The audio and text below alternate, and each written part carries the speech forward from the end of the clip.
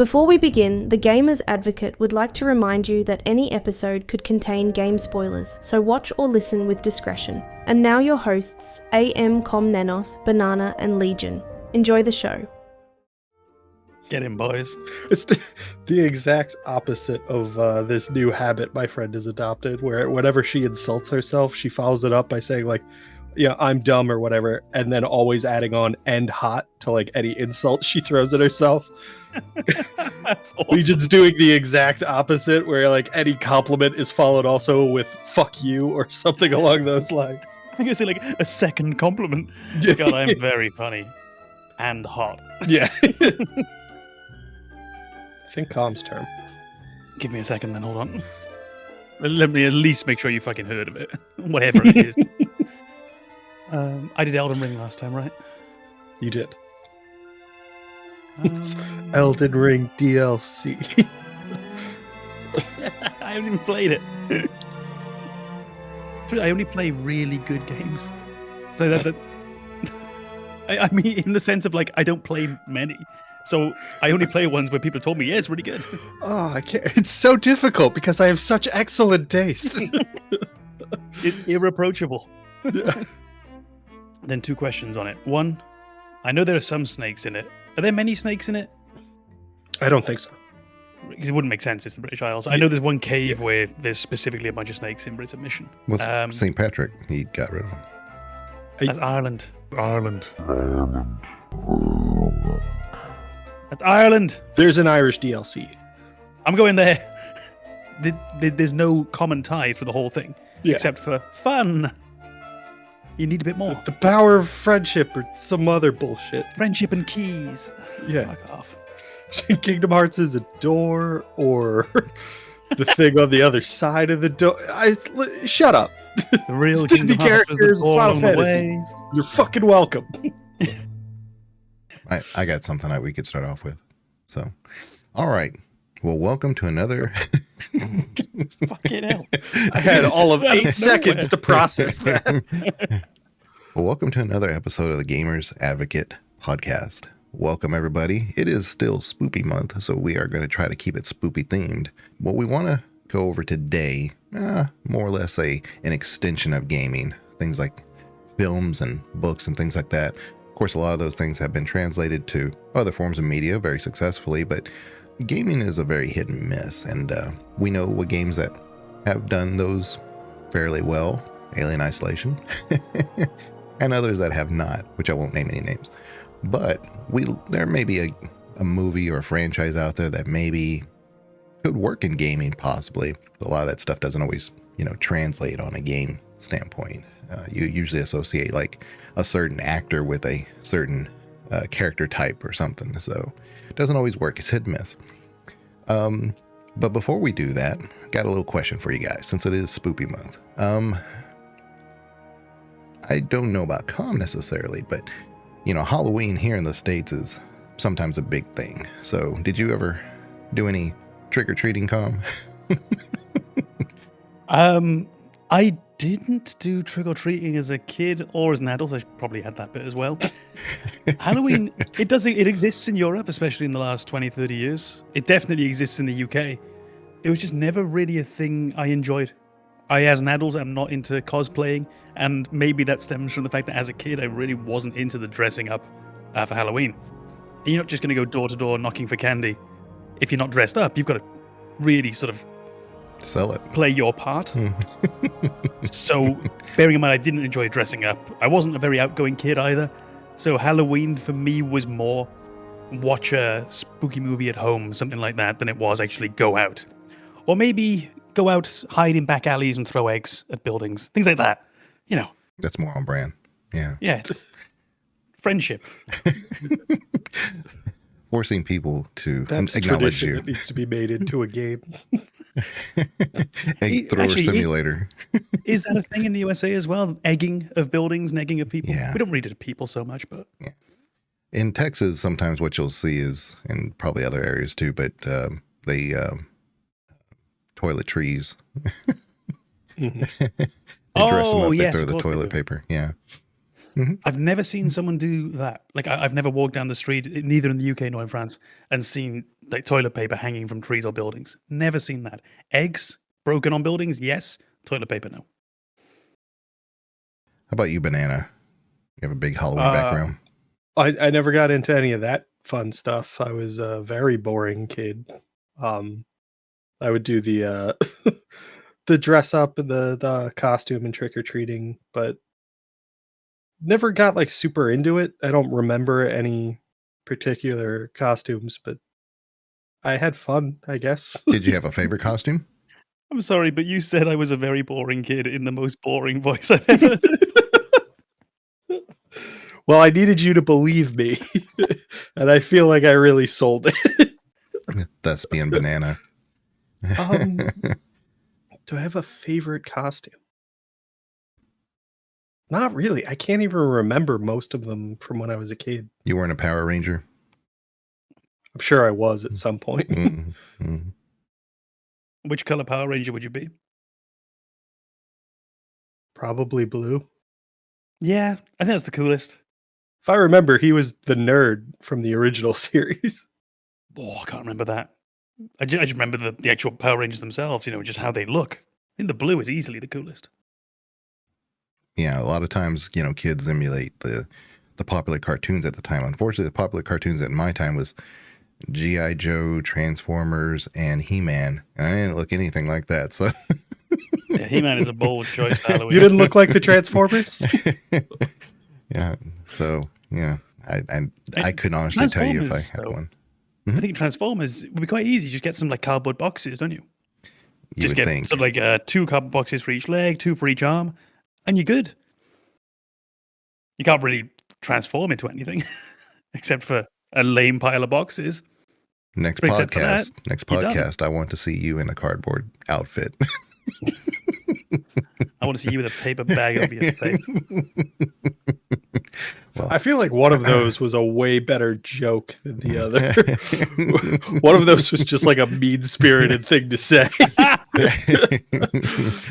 I want to see you topless. I mean, never mind. Bottomless, we could do right now. Gotta move the camera. I like the idea that that's the easier one somehow. Yeah, unfortunately, our audio podcast won't get the visual on that, but hey, their loss. Stuck it, iTunes. So, going back to our films and literature and all things art and how that could be projected in maybe a game. I mean, to me, I really like Scorn that came out recently. Of course, I really love that type of art style. I have a lot of dark art, a lot of dark artists that I follow. But is there maybe like a certain piece of literature or something that you'd say, hey, look, this might translate into a game? We'll start with Banana. That's a good question. I think as far as like this genre goes, my closest kind of literature that I would latch onto in that genre is probably Poe. And I'm trying to think if any of his works translate to a game well in my mind. I don't think any of them do. But there are people who have found really creative ways to do storytelling in games recently. So it's probably just my lack of imagination that's not making that connection between, the source material and what's possible to do with it. I wonder if maybe it would suit something along the lines of the old Telltale series. So where you could have maybe 6 episodes and each one be based on a different Poe story.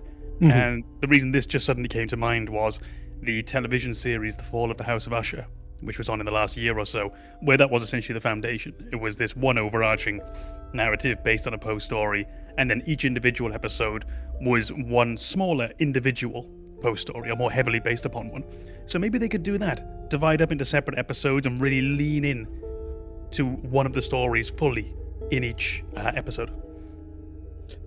Yeah, and I think that kind of goes in that direction of like the dark anthology games and things like that, where I've kind of made that criticism before. It's already kind of close to other media.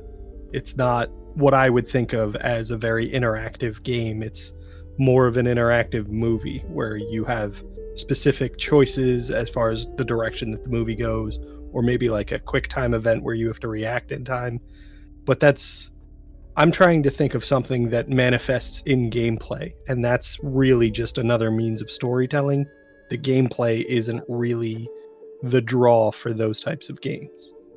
Poe is very difficult to translate sometimes, but I would say it's even harder for Lovecraft stuff. But you see a bunch of attempts on Lovecraft because the horror is in front of you.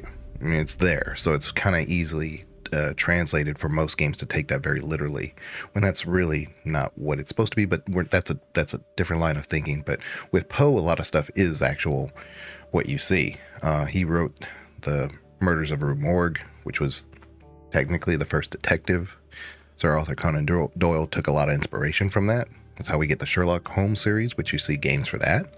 So I was just thinking, like, in terms of like the Telltale, you could incorporate a Telltale type, but in a puzzle game.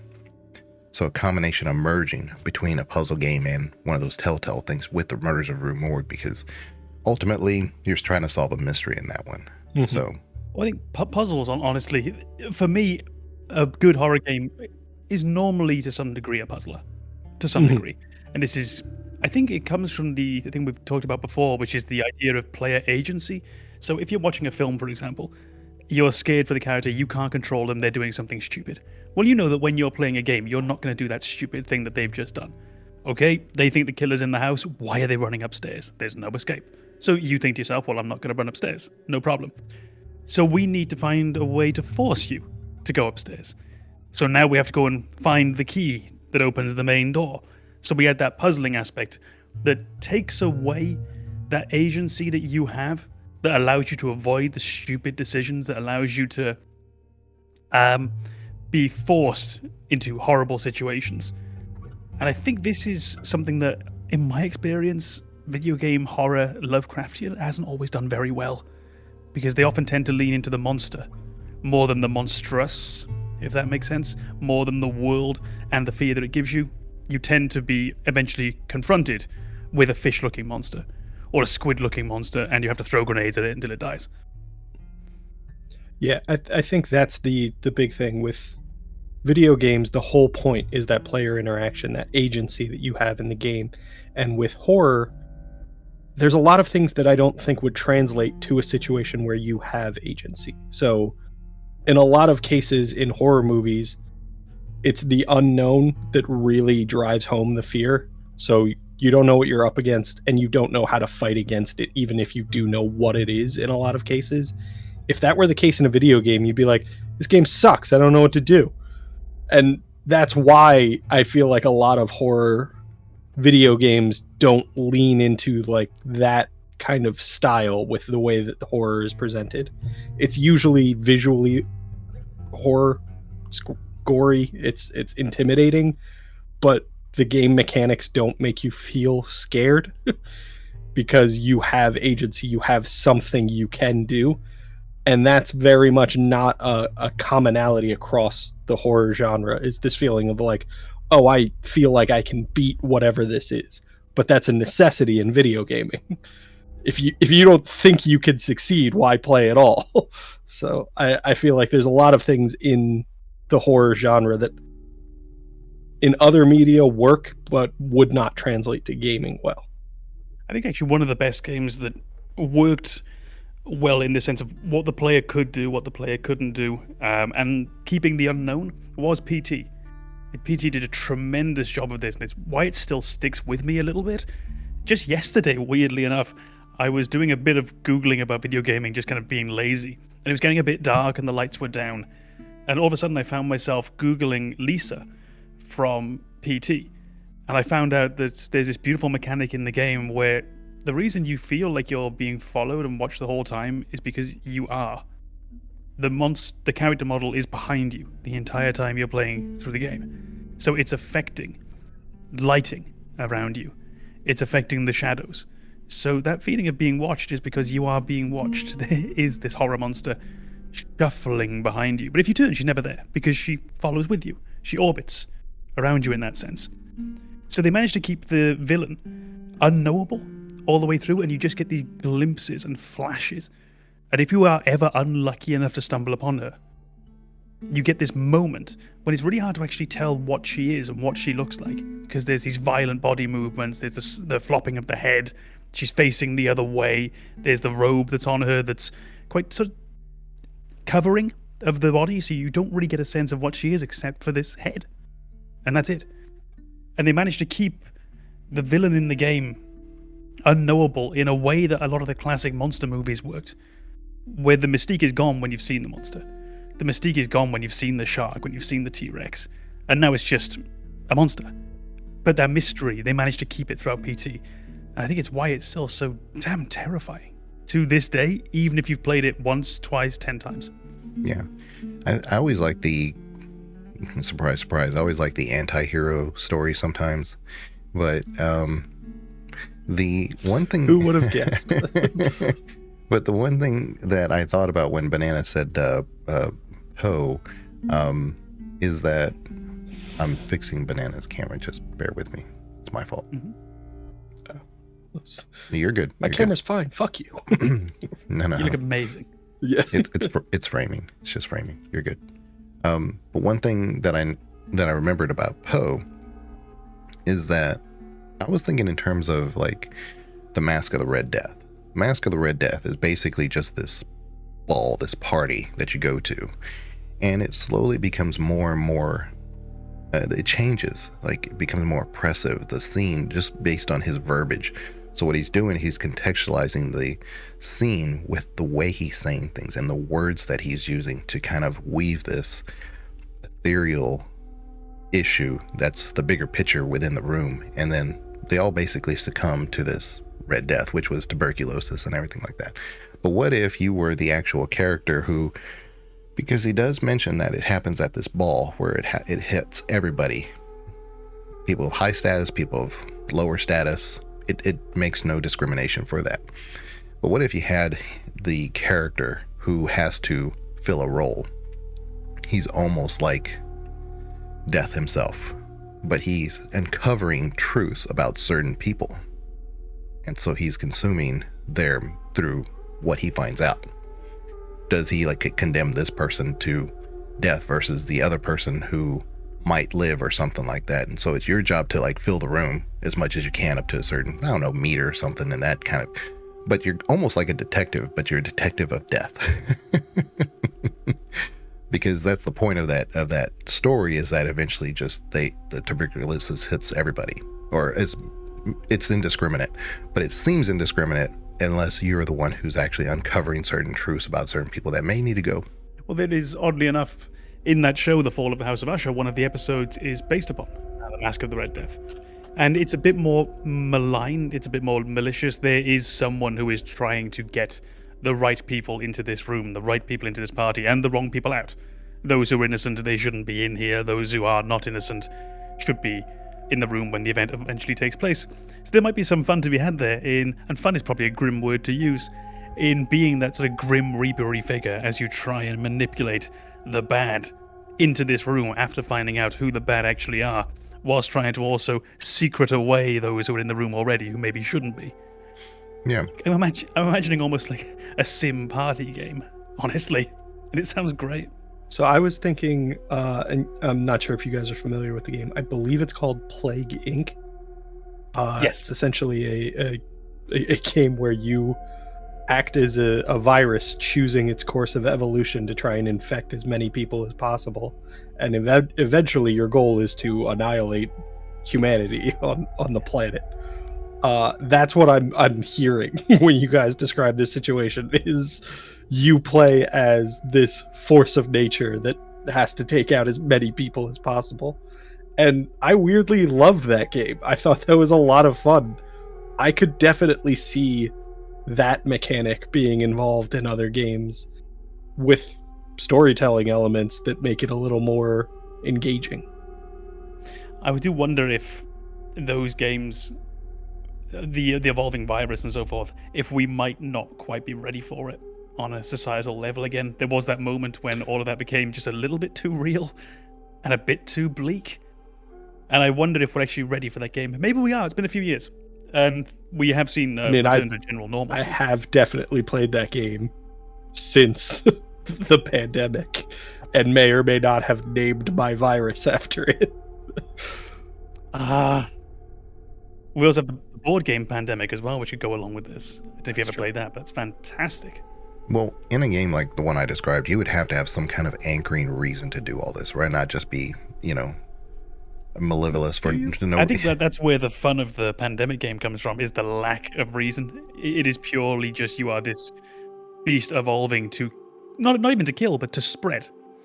And it's wonderful. Well, a lot of I would say the bulk of individuals would want to say, what's my reason for, ultimately, what's my goal of this? Like, have you met other people? Well, I'll give you an example. Like, what if your character is only thrust into their situation because, like, say their spouse or their loved one could live by choosing the right people? And so you have to have a certain percentage. So you get to find a cure for the one person that you care about, but you're also trying to make sure that because you could just like put people to the fire and move on, and you could probably get there. But what you don't realize is that maybe you don't get the right person, which I want. I want the other way. I want to test the player's morality by seeing if they do the right thing for no reason, to see if they just kill everyone in the room because they can, or despite the fact that there's no reward, if they still try and get the good people out. If they still try and get the bad people in. Or that could be it's more work, but you could just say, I want this person, that person, that person, that person. And then you don't get the right ones, but you still get points for them. So you're still going to get the end result that you want, but you're not going through the progression of like who should and who shouldn't, but you get more points for the correct answers. There you go. I don't know why, but you triggered my memory of that mission in Mass Effect 1 where there's a community and half of the people are brainwashed by, I want to say, like Cerberus scientists, and you have to take out the Cerberus agents without harming the innocent bystanders. And the number of times that I went back and reloaded that save because like somebody got caught in the crossfire, and I was like, nope, they all have to survive. It doesn't count. And see, I'm thinking more like the Mass Effect 1 Mass Effect, where you're exposing the corporate guy who's taking bribes, on Novaria. So that's you going around the Novaria or the party, uncovering who is doing the right thing and who is not. Maybe he's got Lord. I mean, to be fair, we didn't get the option to just shoot that guy in the face in Mass Effect. Right. It's not even an RPG, is it? Yeah, what's even the point? I mean, you have the option to not turn them in and get all like renegade points if you wanted to. So, but anyway. Oddly enough, the game that came into my head, which doesn't really have any relevance to this, but it was when I was thinking along the lines of, I don't want my character necessarily to have a motivating force. I just want me to be deciding on my own moral compass which people should live, which people should die. I think it would be a very interesting idea to see statistically then what players choose to do. If it is a bit harder to get the evil people in the room, if it's a bit easier to get the good people in the room, and if you get the same points no matter who dies, I'd love to see then the stats for what players did. Did they decide to still try and get the bad people in there or not? And it reminded me of the game Papers, Please, which is one of my very favorite games. And what I love about that is your character doesn't get corrupted throughout that game. You do. You are being corrupt. You are deciding to make the game easier for yourself. And I love that. And I'd love more games. I would love to have more games, where they made me feel like that. Because I played too many games where I can see my characters sliding down a dark path. I can see that they're changing. But I want a game where I feel like I'm changing. Where it's me adapting to the rules. It's me choosing. I feel like that has actually become a more common kind of element of some games. Like you see it, I as you were describing it, the first game that popped into my head was Frostpunk, which is a game that becomes easier if you kind of sacrifice some morals in your decision making to say like, oh, I'm going to put the children to work in the mines. That way I'll get more resources, but also I have children working in mines. Like, you have to kind of bear the weight of that decision. And in a simulation, it's a little bit easier to just be like, they're not real children. But if you can immerse a player in your game enough to the point that those feel like real decisions, then it becomes a very interesting experience to say like, can you actually deal with the moral burden you're placing on yourself when you throw children in the mines? I remember playing Metal Gear Solid 5, The Phantom Pain, and having my soldier list and becoming really attached to my soldiers because they had funny names, like Raging Armadillo and things like that. This is brilliant. That's my guy. And then at the same time, I have no qualms about sending them off on side missions where I know that 10 to 20% of them are going to die. Because it doesn't tell me who. It just tells me that soldiers will die, and that's it. And the game rewards you for going and doing this. And you never even really think about the fact that you probably shouldn't be sending these soldiers off because you're just getting them killed so that you can have more resources. But you inherently just become corrupted the more you play the game, and you don't even think twice about it as you're going through those menus. Unless you get that little moralistic stab in your own heart, because the game's never going to tell you otherwise. And I think that's something that occurred to me was the way it's framed also really sets up kind of what genre it belongs to.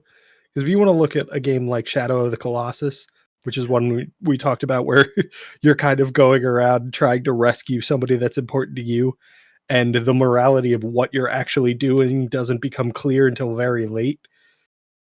If you wanted to frame that game as kind of this psychological horror where you suddenly have this realization that you've been doing something awful and it's not worth it, you could very easily turn that into a horror game.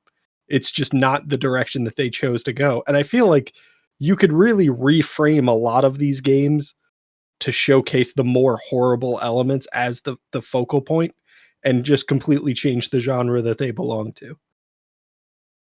Do you remember the video game called Spec Ops: The Line? I believe you were... Name sounds familiar, but I don't recall gameplay. So, broad strokes, you were a US Army soldier, I believe in Dubai, and you are dropped in with your squad and you have to go and do some mission. It's an action game. You got to go in and do some mission. You have to go and find the MacGuffin. And the more you go through, the more things are happening that shouldn't be happening. And essentially what you have is this entire story of your character suffering from a combination of psychosis and PTSD. And he does terrible things. And he's trying to compartmentalize those, I think. And he creates a villain who doesn't exist that you're trying to get to. And you're murdering people to get there. And it's only really when you get towards the very end, the last hour or two or so, that the game does actually a pretty good job of making you realize what you've done. And even though they forced you didn't have a choice in this, short of turning off the game. You have done all of these terrible things, and they managed to frame it in a way that genuinely makes it feel horrifying. Mm-hmm. Sadly, they do lean in a bit too much. It's a early 2010s game, so they do lean a bit too much into, okay, he's having a psychotic break, big hallucinations, hallucination battle, that kind of thing. So the subtlety is out the window. But they hit upon quite an interesting message by leaning into that horror aspect almost. Mm-hmm. In a game that should just be a standard third-person shooter with your two teammates. I think it's not a bad example of what you were just mentioning. Yeah, I think that that mechanic, that idea of presenting you with information that turns out to be just your misinterpretation is one of the really effective ways for establishing horror in an otherwise not kind of in a not, the word is not coming to me, inherently horror mechanic. So if I am doing what I genuinely believe is right, and it turns out that it was my perception that was off, and I ended up doing something horrific, believing myself to be in the right, that's more devastating than just being like, you go do awful things. Like, if I know what I'm getting into as somebody who's doing awful things, if I choose to play a game where I'm the virus trying to wipe out humanity, I know what I'm getting into. But if I end up wiping out humanity because I thought I was doing the right thing, and then the end of the game is just like, you wiped out humanity, dumbass. Like, how did you ever justify that? I feel like that's a way more effective experience for me to just be like, wow, I feel like I learned something about myself. Yeah. Oddly enough, I wonder if we do yearn for that kind of thing.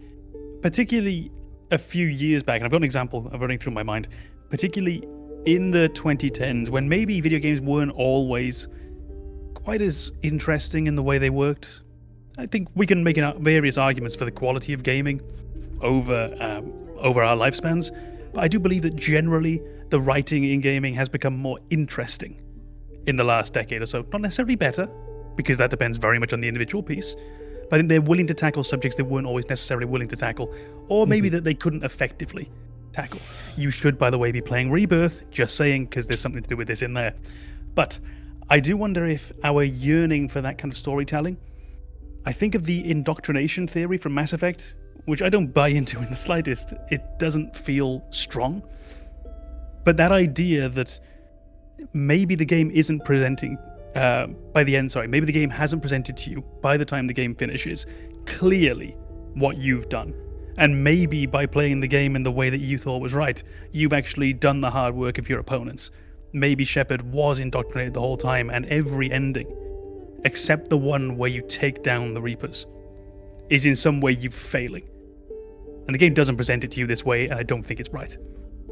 But I do like the idea that maybe it shows that we are searching sometimes for a more interesting story than a game is willing to give us. Yeah, I think with Mass Effect, it's a little just the way that the game is framed.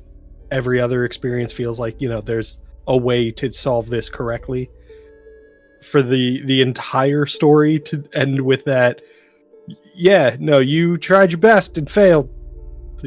There was no way to succeed. You were indoctrinated. It would be really unsatisfying, but it's possible. I feel like that is the element of Lovecraftian horror that doesn't always get properly introduced in games that kind of brand themselves as Lovecraftian horror. That element of madness, we see it in a lot of third person kind of view, where it's happening to other people and their madness is what affects us, but the madness itself rarely ever affects the player. And it's because it's really difficult to do that unless you're kind of manipulating the way that the player sees information and deliberately misleading them, which feels a little shady in the sense that, like, I feel like in situations like that, you almost need to give them the full information, but frame it in a way that they almost have to misinterpret it. And if there's the possibility that they interpret it correctly, it feels more satisfying when people see it at the end, but it also leaves the possibility that they're not going to get the experience you want. Oh, it's a very, very difficult line to tread. If you think, for example, of books, they tend to foreshadow. A well-written book will foreshadow. A well-written book will have clues, even in the way it's written, for what's coming up. And it tends to be that you go back and you can see what was gonna happen, but you really couldn't in the moment because you just took it as the natural flow of the prose. And when you were mentioning about the fact that you might have to really, if you want to mislead a player, you have to consciously mislead them. You have to almost give them not a chance of understanding what was actually happening. The one that I thought of was our favorite, which is Final Fantasy VII.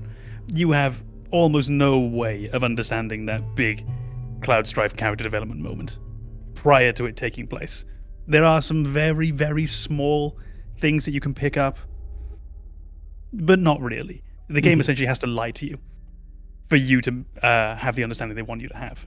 There's no subtlety involved. Yeah, I feel like that's one of those things where you're given a piece of information that turns out to be inaccurate, but you are never given a reason to doubt it until that moment. And that there's no way you're going to pick out the one piece of information that wasn't true as you're being presented with a whole new world, brand new characters, a bunch of rules that don't exist in your world. So I feel like that's the exact situation I was describing, where it's like, if you're going to mislead a player, you have to give them no opportunity to figure it out prior to the big reveal. And that feels a little cheap. Yeah, Absolutely. Some of the best films have that open end that maybe it's the end, maybe it really isn't the end. And I don't mean in a real corny way, like you just see the hand move at the very end or something like that. I'm saying like movies like, I talked about this before, The Thing, John Carpenter's The Thing. I'm not going to spoil anything because that's you got to watch that movie. But the very Just end of spoil it. It's old. The very end of They've it, seen though, it. is even if I described it, I'm not so sure that it would contextualize with what I'm saying. But you have a couple of individuals, and you're really truly wondering, are they free, or is one of them potentially? Because the movie doesn't really indicate anything at all. All you know is that it's not you. So but Mass Effect's the whole indoctrination theory runs in that same vein. It's like, we're not probably saying that, but it is possible. So yes, good writing can include that element of what can happen. But horror movies, some of the better ones seem to do that. Alien, even though you kill the alien at the end, I mean, it is an alien. We don't really know its exact biology. And so for it to show up in later series, it has a reason for it. I mean, there's an actual lore reason for it. So there's a lot of like little things like that open-endedness that makes you like, no matter how much you escape, it's always there, potentially. So I was thinking of a series, and this is one that go in sort of the main point, or the initial point of the podcast, the idea of what piece of media would you like to see almost brought into gaming. And it's a piece that I think fits something Banana just said and something you just said, and it's my favorite series, which is Twin Peaks. I would love to see a good video game based either on or in the style of Twin Peaks. We've had games that have tried it. Alan Wake has given it a try. Deadly Premonition has given it a try. Control has given it a try. Very good games, but not quite what I'm looking for. And the first one was on what myself and Banana were saying about that idea of the foreshadowing of a miscomprehension by the audience, that when the twist eventually is revealed, that you could have seen it coming. There's a major one in Twin Peaks regarding the identity of the killer, and when you go back and watch it, it's the only thing that ever made sense. They do lay some pretty heavy tracks in other directions, but the only one that's built up to with any subtlety, the only one that's built up to with any real inherent logic, is where they end, because they effectively lay down all of these routes. And it also ended until season 3, which is amazing. It also ended on that open-ended ending. It ended in a way that left that feeling of unease and mystery, which I really like in my horror. I don't like my horror to end too neatly. I need to know that something is still out there.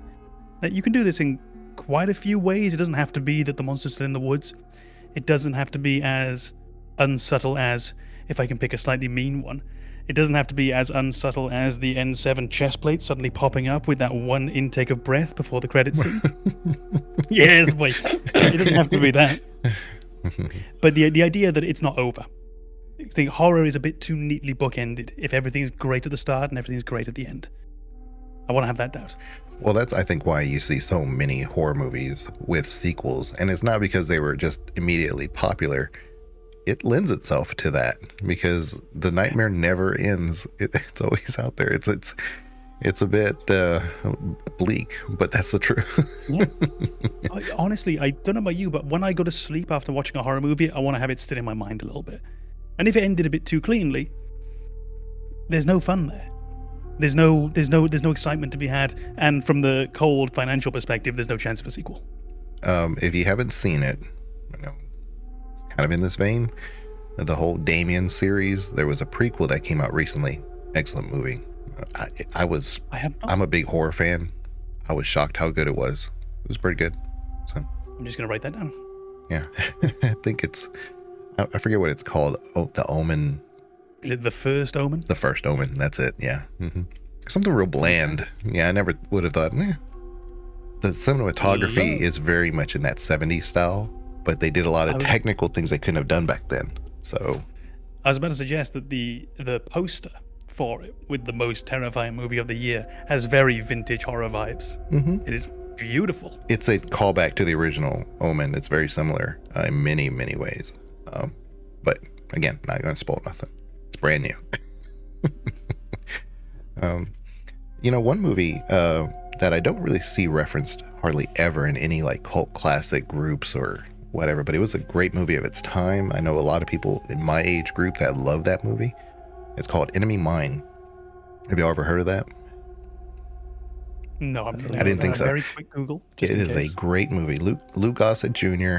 and Randy Quaid, I think, or Dennis Quaid. Can't remember. I think it's Dennis Quaid. Anyway, the scene is basically, imagine humans and Batarians, basically. Okay, they're fighting, don't get along. It's brutal. It's vicious. It's war, right? Well, the two of them, enemy factions. He's a pilot and another pilot. They crash, and they're enemies, so they're going to go after each other. But one thing leads to another, where they have to like cooperate, and then they start understanding each other. And that cooperation and that mutual understanding, eventually, at some point, rescue comes, and the story continues beyond that. I won't go beyond that, but I always thought that might be an interesting, like in God of War with Atreus and Kratos. You have that dual person. Uncharted 4, I believe, with you and your brother. That whole co-op thing.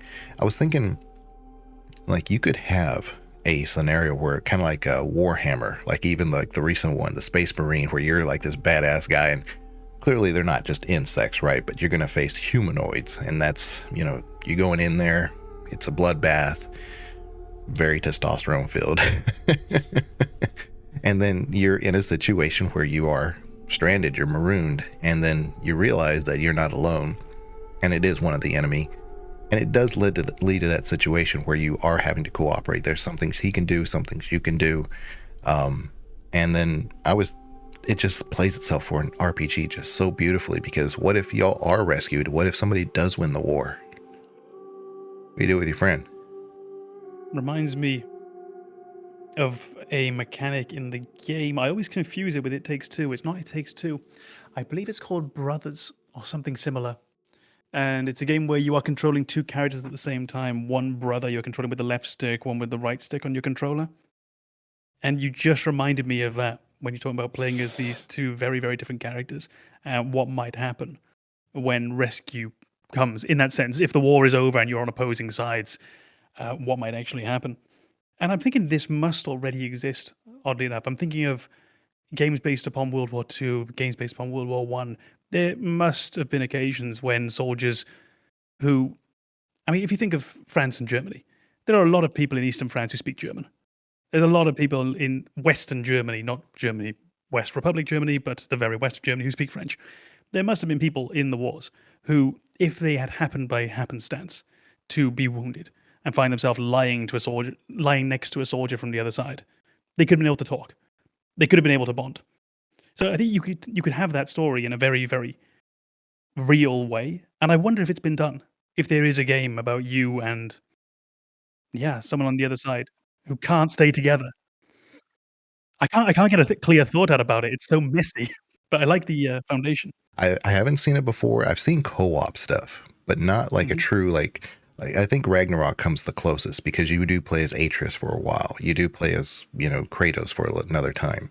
But Banana knows, like, in Firefly, the series, there's a scene where they're recounting where the enemy was just on the other side of the wall and they were all out of ammunition, and then one was running out of food, so they threw an apple over, and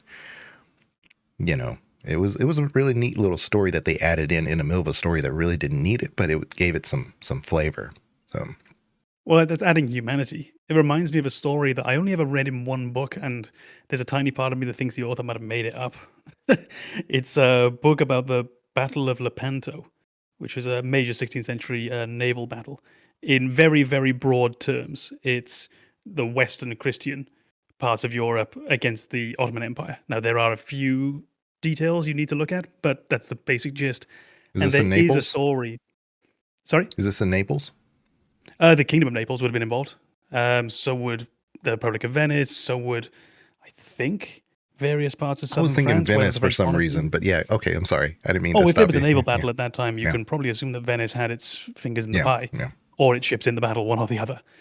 But this big battle, which is often seen as the turning point of the Ottoman Empire, being pushed back after its inexorable growth, there's a moment when two ships collide. And you think how gross a naval battle must be, because no one's coming out of that alive, really, if your ship sinks. It's so defined whether or not you make it out or not. And these two ships collide, one Ottoman ship and one Western ship. And apparently, so the story goes, that they were fighting then on the ship. They were fighting with weapons, and people were being disarmed. They'd drop something in their panic, they'd rush away, and then they'd hit someone with the oar if they had to. And then that person maybe drops their weapon, and now that person picks up a rope and is trying to lash you with the rope. And at some point, they're descending downwards, and now they're throwing lids of barrels at each other to try and survive. And so the story goes that at the end, eventually they're running out of weapons, and they're reaching into the barrels, and they're pulling food out. And someone throws an apple at someone, and someone throws an orange at someone.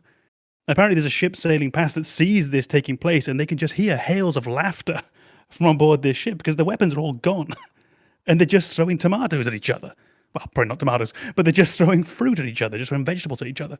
And that absurdly human idea of that taking place during the battle is what has made that battle stick with me in my head for the entire time. All those things that I've forgotten since studying, that hung around in the same way that throwing an apple over the wall to those soldiers on the other side sticks with you, because it's just a very, very human interaction on something that's taking place on a scale that is very inhuman. I have a similar World War II story. Obviously, I wasn't in World War II. I'm almost old enough for that, but not quite. There was a destroyer that saw the submarine, and they recognized it as a Japanese submarine, and they were like, "Okay, we're gonna hit it, sink it," you know. And they come up, rushing on it real fast, and it's not moving, it's not reacting, and they're thinking after, well, maybe it's a miling, you know, like maybe it's a decoy ship and it's gonna be, you know, have explosives and stuff. So they like try to stop the ship, the destroyer, and it comes within a few feet of the submarine. They realize they were asleep. They were asleep on the deck, and so they realize, they see this big destroyer. They're like, oh, they're kind of freaking out, right? But they realize that the destroyer got too close, and now they can't fire their guns down at it. And it's just these soldiers kind of like, one on the Japanese submarine is rushing to get to the turrets because they can take out, you know, the destroyer now. And they're looking around, what can we use to like get these Japanese? And unfortunately, they didn't have anything. The only thing they saw was like a bunch of barrels of potatoes. So they grab the potatoes, start throwing them at the enemy. And then in the dark, they can't see what it is. They think they're grenades. So they start throwing them back. They have turrets, but they're just doing this potato fight. Modern military. True story. Potato fight on sea. And that sticks with you. I bet you remember that better than any detail from any other battle. Because it's absurd. It's so it's ridiculous. It's nonsense. It's farcical. It's the kind of thing where if you wrote it, you'd think, no, that's stupid. We're not doing that. This isn't Scary Movie. Wow. Wouldn't that be great, though, in an Assassin's Creed game? Turn into a potato fight by accident. That'd be great. Well, you could use that as a sort of tutorial mechanic. If you want to teach a player how to throw the attacking stars, I don't know what weapons they have in Assassin's Creed. You could have them starting training as a kid, throwing pieces of apple at their friend, or throwing a potato at their friend, and teach players the throw mechanics that way. That feels, and I don't know if they do, but that feels like a very Fable way to do things. Just that levity in the situation. I don't know if they did, but it feels like it. Yeah, adding the same mechanic but with different scenarios and different items, sure. Sign me up. Hell yeah. Banana, you got any war stories? Nothing along those lines. Although you bringing up Fable does present kind of that unique way of handling the tutorial, to say like, oh, you'll practice on training dummies, or you'll do these things as like a kid pulling pranks, and then you're swinging like a little wooden sword and just being a nuisance, and then fast forward 20 years and you've cut a person in half. It's like, the way it's framed in the beginning makes it a little less problematic later when you're just doing the same thing. It's just now your sword is very sharp. I feel like that's a way of kind of taking that like horrific nature of what you're actually doing and kind of dulling it a little bit, so that you're just like, yeah, I'm just attacking training dummies, except they are alive. I wonder if there's a way of doing it where you can make it still have the gravity of what this character's in for. And I'm thinking of Game of Thrones. In the movies, in the TV show, in the first season, there's a scene where Ned Stark gets a sword teacher for his daughter. And his daughter is learning to fight very basically with these wooden swords. And as he's watching, the sounds start to change. And now you're not hearing the clicking sound of two wooden swords hitting. Now you're actually hearing steel on steel, whilst the wooden swords are still fighting. And you're not hearing the laughing as the kid is learning to fight with swords now. You're hearing the sounds of people shouting on the battlefield, and then the sound of people screaming on the battlefield. And then there's that moment where he's beginning to realize maybe a combination of him having fought in a war and just memories coming back. Also the realization that he might be setting his daughter on this path that ends in bloodshed and shouting and screaming and ultimately death. I wonder if there's a way that you could have in a game something that's very silly and not have it feel that way by the end of what you're doing, without it literally just transitioning into a battlefield. You know, as you were describing that, I'd love to see that in a Star Wars game where these Jedi are so, this is the Jedi way, because I'm very critical. I'm huge Star Wars nuts, but they're very critical for the wrong reasons. And that's what ultimately leads to their demise. So it's kind of like, it's okay. It goes, you know, the way it's supposed to. Yeah. But yeah, if you had a Padawan being trained by these Jedi masters who are battle trained and battle hardened, there's a scene that would work for that. Absolutely. Yeah, you start out with Anakin learning sword fighting, and then it transitions to him killing younglings. You're like, oh, right. That. Monstrous. Well, I mean, Got it. Even in a scene like that, because we know Qui-Gon was training Obi-Wan, right? But Qui-Gon has always been like more on the neutral side instead of like just pure light side. But maybe some of those things are still with him, and that's why he doesn't show Obi-Wan everything. And Obi-Wan is still like, and he hides a lot of that because in lore, Obi-Wan is definitely a lot more light side than Qui-Gon ever was. But maybe that's why Qui-Gon held back, because if he actually told what he thought, it would, you know, corrupt Obi-Wan a bit. So there's it's all there. Just needs to be grabbed. Force grabbed. By the throat. Where does this stop? Just let him keep going. And when I say grab, I mean choke. Or choked. Force hair pull. For the love of God, let's talk about anything other than Star Wars. The force swells deep within you. But that's exactly what I wanted to avoid. This is the one thing we didn't want to happen. Yeah. Anyway, so yeah, I Have could we do. talked about horror at all? Well, I mean, I think it's in the theme. I think we're good. And plus, Oh, I am fine with us freewheeling. I'm just wondering, have we? yeah. Well, plus I'm in costume, so that's our ace in the hole. It is terrifying. I was telling Banana I have like 4 pirates hats, and I couldn't find the one I was looking for. I hadn't really paid attention to the hat now, and now it's all I can do. Right. Horror. What Right? were we saying? I think at one point I mentioned Twin Peaks. Oh, I did have a question about how we could make a genre of horror work in video games and whether it's possible. So I was talking with a friend recently about a classic horror film, which is Nosferatu, the original, I think, 1920s version. And I was wondering, is there a game, because we talk about how much sound and sound effects play, what a role they play in horror. Is there a game that does silent horror in the way that classic cinema does silent horror? Because, I mean, you have sound in this, you have music, you've got cards for dialogue that pop up on the screen. Is there a way, do you think, that we could make a silent horror game in the style of those old films? I mean, in a way. Oh, you mean completely silent and only tell it through visual? Yeah, so you could probably have a bit of music, but you couldn't necessarily have sound effects. I think that would be right out. You couldn't have doors creaking too much. You couldn't have footsteps. What was that movie with John Krasinski that he made?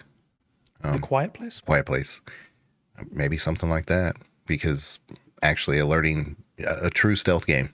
Yeah, because anything else would alert. It is definitely a different approach to it. It's maybe a way of modernizing the silence. I'm wondering, could we do it in a truly legacy way, where we really try and imitate those old films? Ideally, have a sepia tone as well, for example. For this, like it's taking place in Breaking Bad's version of Mexico the entire time. Can we do that? I'm trying to think of a way to do that, and in my mind, you can't do the kind of creepy version of horror, because I feel like that relies very heavily on ambient sound. The idea of hearing things around you that you can't really identify has a huge part of that kind of creepy horror vibe. So you would have to kind of lean in the other direction, which I think is a lot of like visual horror effects. And then you get it kind of into that gore and body horror kind of subgenre.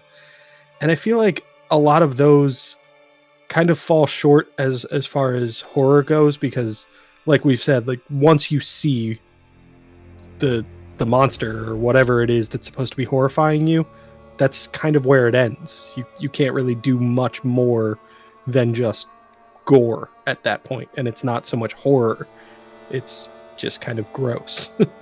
I think with the genre of gaming, you could do it, but not the entire game. Kind of like with literature, it's very hard to write a second-person story. You can. They're very short, usually.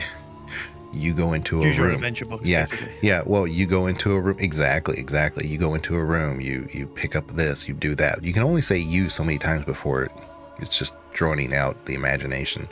So I would think that maybe you might be able to do something like that. Like, let's say you play as someone who is either hard of hearing or has lost their hearing, and they still have to navigate the scenario using only visual clues. And then the next scene, not Telltale necessarily, but I guess it could be kind of like in the Telltale style, but the next scene you have a different character who is a different role. I mean, maybe more like Resident Evil, perhaps. I've always imagined, for me, third person in the game is almost an indication of your hearing. It's a way of, right. For example, if someone behind me now to my right, like taps on that wall back there, I'm going to know where that's coming from. And if you think in an era maybe where you're playing on your TV, you haven't got the very fancy directional headphones or anything like that, the game needs a way to indicate to you, okay, you can hear someone coming up behind you. You can hear someone drawing a weapon behind you. The way that we do that is by giving you a third-person camera that lets you have that feeling. But yeah, I really don't know how you could approach this and make it work. The only thing that I had in my mind is that you would use it, like you said, in another game as a segment, and it would probably end up falling down that body horror path that we were mentioning. And the thing that popped into my head was it would probably be a segment in a horror game where your character had to watch a video or something, and it would end up playing a bit like the videotape in The Ring, where it's just a series of gross images. And that's a perfect example, because that movie, that videotape, creeped the fuck out of me the first time I saw it. Yeah. But then when I got it on DVD, all of a sudden you're watching it on slow, trying to find out exactly what all of these scenes are, and all the worry's gone. All the fear's gone, and now it's just a bit silly. So the only thing I was thinking of was a mechanic sort of like the chase scenes in Silent Hill, where if you were to implement those with a third-person camera and no sound, you just had to rely on visual cues as to a way to kind of like navigate through this kind of horde of enemies that more or less wanted to assimilate you. I think you could maintain that kind of horror element, because I feel like there's an inherent fear of that kind of assimilation that comes with zombie movies and things along those lines. Things like the Borg in Star Trek, where you are being kind of absorbed into a collective and losing your sense of individuality. There's an element inherently of horror in that, and you don't rely on body horror for it. You don't necessarily need ambient sound for it. You just have this threat of losing yourself, and you don't need those other mechanics in order to set that up. You just kind of, you can do that visually. Yeah. Like you could be in one room, be able to see for some reason the next room, and the next room has, I don't know, a pacing zombie going through that room, but as they pace across the door, it casts a shadow on the wall. So if you're stealthing from one room to down the hallway, you know to see the shadow pass. Then you know that the zombie's patrolling beyond that doorway, and it won't see you go across the doorway. Just things like that. Yeah. Yeah, no, my mind went somewhere else then, which was I really began to wonder about whether it would fundamentally be possible as well, just because in gaming we're already deprived of quite a few senses. We can't bring taste in, we can't bring touch. Maybe the fact that we're already boiled down to so few senses when we play a game, perhaps when you take one away, you're left with so little to work with that it becomes almost unworkable to do this. And there's a reason, I mean, we don't make silent films anymore, is why would we? Unless we're very specifically deciding to make that for some artistic reason. Why wouldn't we have sound? Why wouldn't we have music? Why wouldn't we have higher quality video? Why would we have title cards saying what people are saying and not just have them speak? I think you were definitely right with it being, it would have to be kind of a section of another game.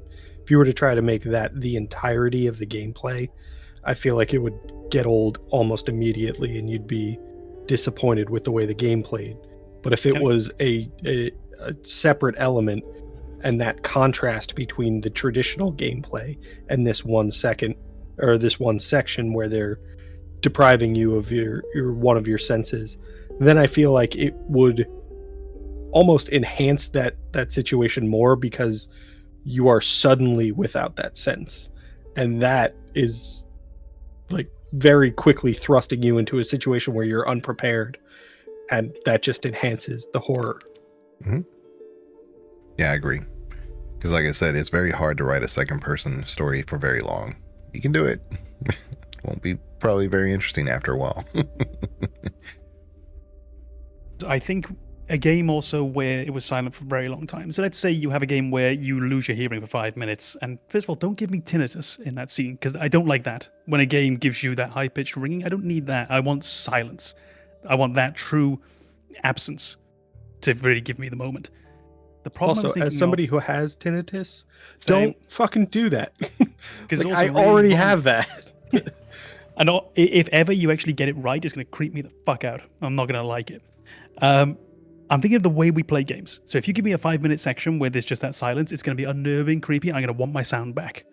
If you give me a whole game that's like that, or you give all gamers a game where there's no sound, we're going to make our own soundtrack. Spotify's going on in the background, and all of a sudden, we're playing Baby Shark. And you've taken a lot of that possible fear out of the game, because we don't like playing our games without music. Not even in a horror sense, just in a boredom sense. We want to be orally stimulated. We want to be orally stimulated while we're playing. I can't not say it now. We're going to dive in. I'm going to be brave. Banana, stop. We want to be orally stimulated while we play our video games. And this means that if the game doesn't do it for us, we'll do it ourselves. Yeah, I was definitely going to say the same thing. Like, it's, if you don't give your players a scenario in which that ambient sound or that game sound is necessary, they're going to fill that gap with something completely unrelated to the game. And then you're going to have to compete with, Plankton singing Pink Pony Club. And how are you going to set the mood for a horror game while that's going on?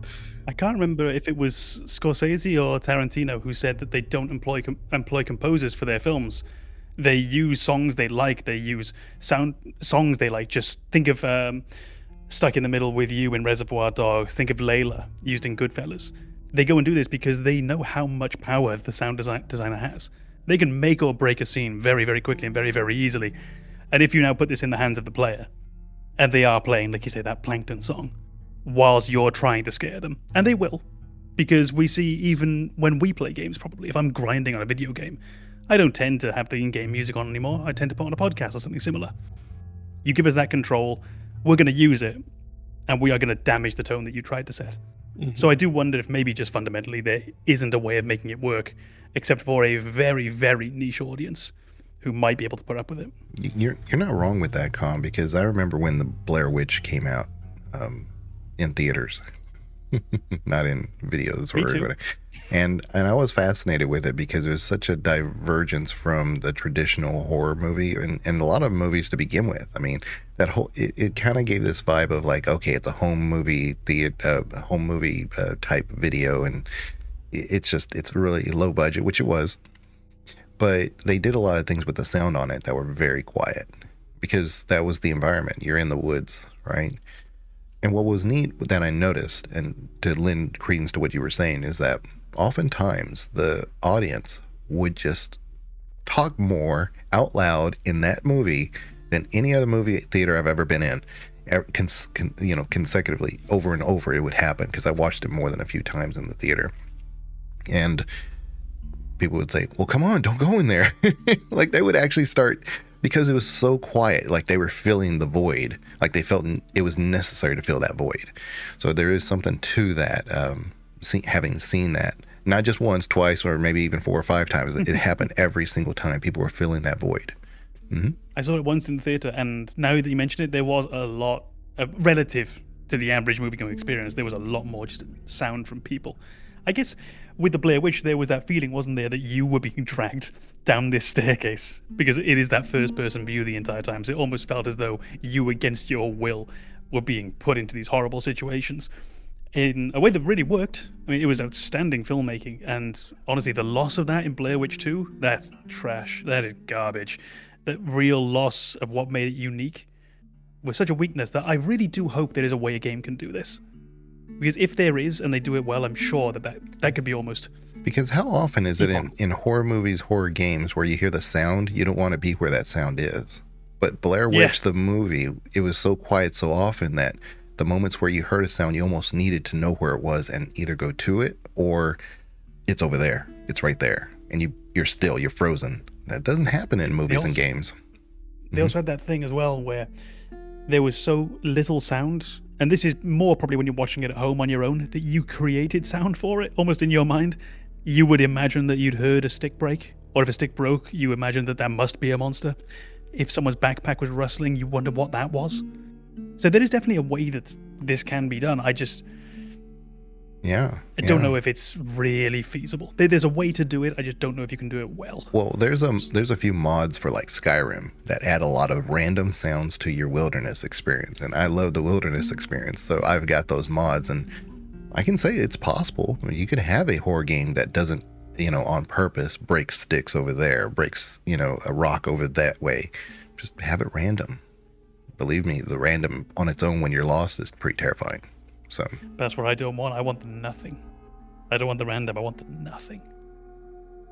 So there's a game that came to mind. It doesn't quite do the complete silence, but it definitely, I think, is one of the few examples I can think of a game that doesn't give you a lot of sound, but gives you a very good reason to not kind of play your own sounds over it. And I'm thinking Don't Scream. It's a game that basically, it monitors your microphone input, and you basically navigate through a horror environment. And if you make a noise above a certain decibel reading, you fail. You basically have to start over. And I think that's a brilliant mechanic. I think this is a very creative game. I love the idea. Horror generally isn't for me, but I was very excited to see this kind of new direction of gameplay. And I think that's one of those games where the way that the game works inherently discourages you from other sounds, other ambient noise. You are somebody who needs to be very aware of your surroundings in this scenario, because you need to make sure you're delaying or dragging out all of your reactions to the point where you don't instantly respond. You need to think about what you're going to do, and that typically means you need to be aware of it a little bit before it happens. You can't be surprised and then trust yourself to respond appropriately. And that, I'm thinking that's one of the few games where I see that kind of like, we're not going to give you a lot of sound, but we're going to give you a very good reason to not turn on music. That's an interesting thing to have to think about is how you can persuade the player to play the game in the way that you intend them to play it. But you would need some kind of sound in like what we were talking about before. You would definitely need something in a game like that, because again, taking away one of the basically two senses that you have to process information in a video game really cripples the player to the point where you limit yourself in terms of what you can do in a game like that. And I think you limit yourself too much. Yeah. But what I was thinking with what Khan was saying, and I totally see the validity of everything he's saying. It's just that if, let's say, you're in a forest scene and you hear all an owl hoot, a stick break over there, and then suddenly it's all around you, just a little bit, maybe some insects, and then there's nothing. Now that nothing is palpable almost. It's like, was something wrong with my sound card? What's going on? Right? You start thinking like what's going on a technical side, but that there is actual mechanic, and that's what the scene is. That's not the horror that I want, though. I don't want to think like what's wrong with my PC. No. But that would be my first thought. But if you know that, once you know the mechanics of the game, that could be like, here is where the spookiness is going to start, because we've removed, there's something actually maybe supernatural that's removing those sounds. Yeah, I definitely agree that moment where you have that ambient noise and suddenly it disappears, or maybe not even suddenly, but you have that sudden realization like, oh, I haven't heard anything in a while. That's concerning, because I was hearing things regularly. I definitely think that's a situation that enhances the horror, but I again don't think you could do a full game like that. I feel like you need that initial ambient sound to disappear to get that reaction. But that does pull me to something the Legion was, I think, getting to as well, is the idea of the game messing sort of with your computer. Because in the end, we are playing these games through our computers. We don't have a choice. And the two that came to my mind, and they're not the same, was it's not horror, but Metal Gear Solid 1. There are moments, I think of the fight with Psycho Mantis, where you have to do some hardware manipulation so that you can take on the fight, and also he turns off your screen during the battle. It's just the most bizarre thing, because in that moment you do have that, did the cable come out? What? And then the game turns back on, and it's just an effective way of making you jump almost in a way that's unique to this medium or any other screen-based medium. And the other one that came to mind was a game that I haven't played fully, but it's so good, the Doki Doki Literature Club. I was actually going to bring that one up. Take it in this exact example, just because that is one of those games where it's definitely set up to kind of convince you you're in this cute little dating sim, and you give all these fun little conversations, and you're getting to know these women in the game, and then it takes a dark turn, and then it starts taking this weird world breaking turn where things start to just not make any sense. And then it starts manipulating files on your computer to the point where, like, you're not sure that anything else is going to work. You're not sure if you're going to be able to play this game again. If I leave, if I save here, what happens to the rest of the stuff in my Steam library?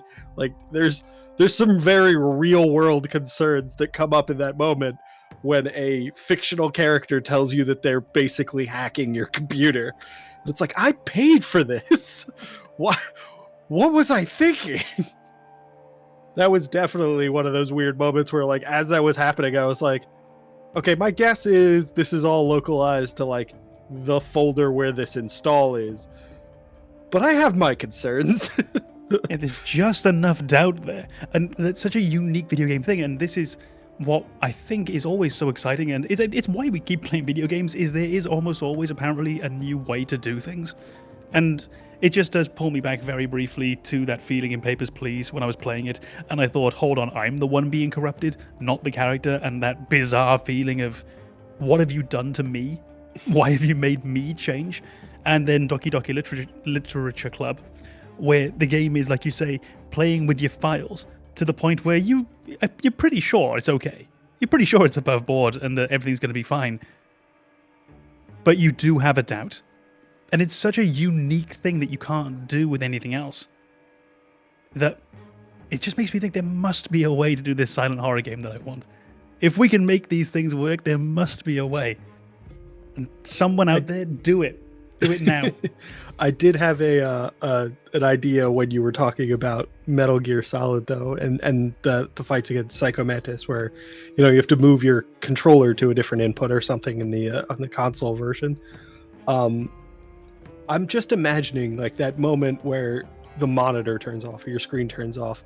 If that were, say, for example, just off the top of my head, if Bethesda made Metal Gear Solid, would you not immediately think, oh, this is a bug? Or would you think this is the way they intended this fight sequence to play out? Because I feel like we've grown far more accustomed to encountering bugs in games with basically with the distribution element of the internet, to say that like, oh, we can get a game and they'll continue working on patches for fixes they couldn't deal with prior to release. So I might get a game that is not fully finished, it needs a lot more polish, and I'll have weird experiences that are not what the developer intended. If we were to get a game like that in the era of Metal Gear Solid 1, to say like, yeah, I can't beat this fight because the game is broken, I feel like that would have been a completely different experience. That's something I do like about gaming, though, is the way that video gaming adapts to video gamers and the way that we adapt to it as well. And this is the joy, isn't it, of video gaming, where it feels like the ever-evolving medium. And every time almost that you think games can't get better or more interesting or look different than they do, we always seem to find a new way to do things.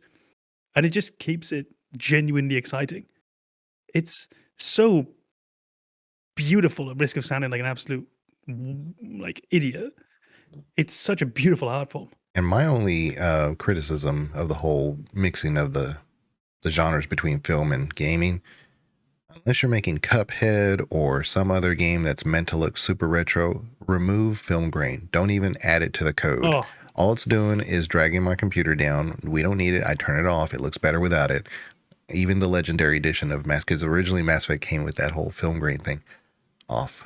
Turn it off. Same. I don't want it. I don't want to see it. Two things for me: film grain and motion blur.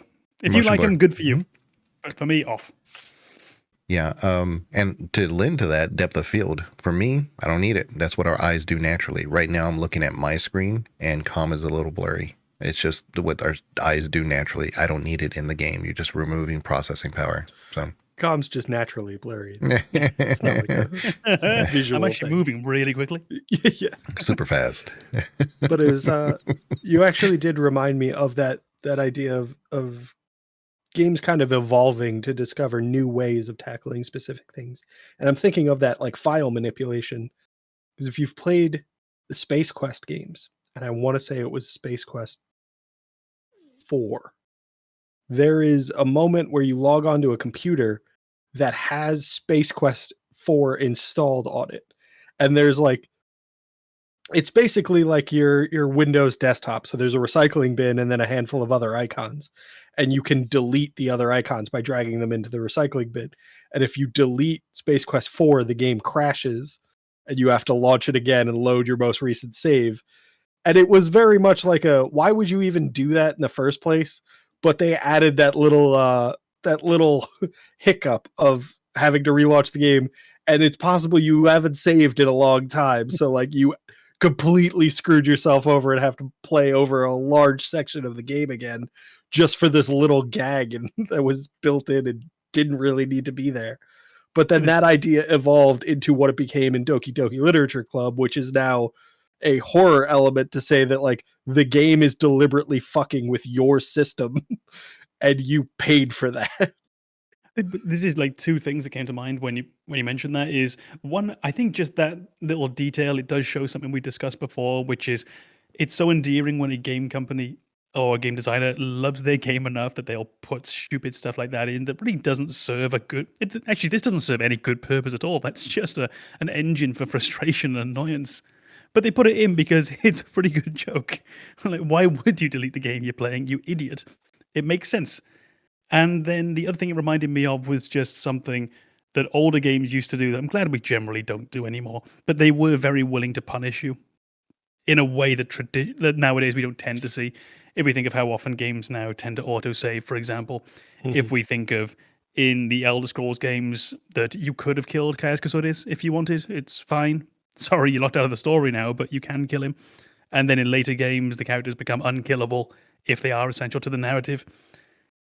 And on the whole, I do think it is a step in the right direction, because it is a shame to break your save with having no idea. At least Morrowind gave you a warning.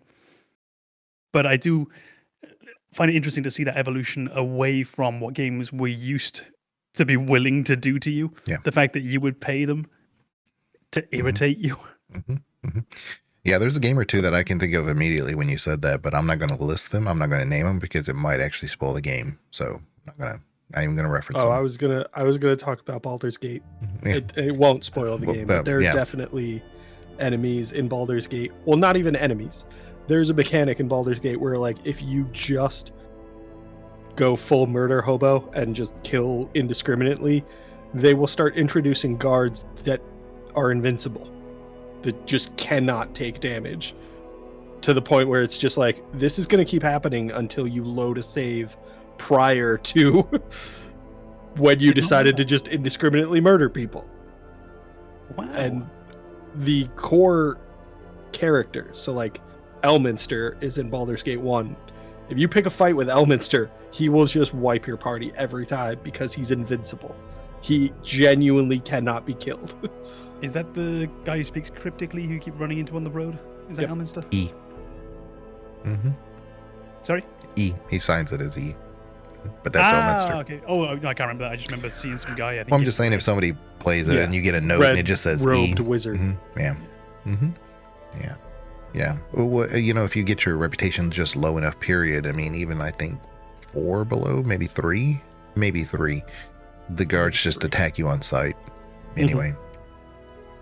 So you can stealth at that point. It turns into a stealth I think mission. that's one of those things where, like, once you get to that point, you can just continuously kind of slaughter guards if your party is good enough. But you'll never get to the point where they stop spawning in. And you'll almost inevitably encounter a story-related character who can't be killed because then the story would break.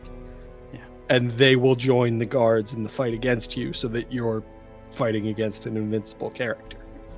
There you go. Not that Banana would know about the murder sprees or nothing. I've never done anything bad in my entire life.